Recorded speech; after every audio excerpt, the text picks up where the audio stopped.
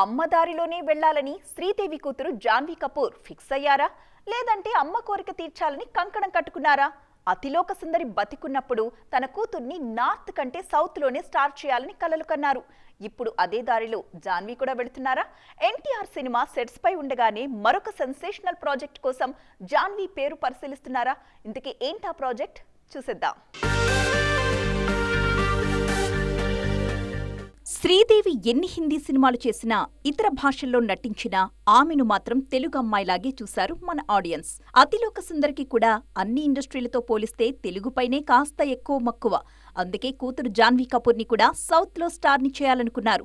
కానీ అది చూడకుండానే వెళ్లిపోయారు. దడక్ సినిమాతో ఇండస్ట్రీకి పరిచయమైన జాన్వీ కపూర్ హిందీలో ఇప్పటికీ స్టార్ హీరోయిన్ కాలేకపోయారు.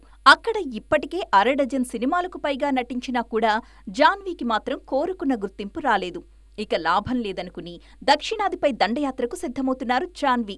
ఈ క్రమంలోనే దేవర లాంటి సెన్సేషనల్ సినిమాతో ఎంట్రీ ఇస్తున్నారు. దేవర సెట్స్ పై ఉండగానే స్టార్స్ నుంచి ఈమెకు పిలుపులందుతున్నాయి. రామ్ చరణ్, బుచ్చిబాబు సినిమాలో కూడా జాన్వీ పేరు వినిపిస్తోంది.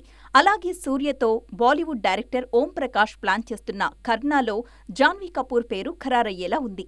ఇదంతా చూస్తుంటే సౌత్లో స్టార్ అవ్వడమే కాదు, అమ్మ కోరిక తీర్చేలాగా కనిపిస్తున్నారు జాన్వీ.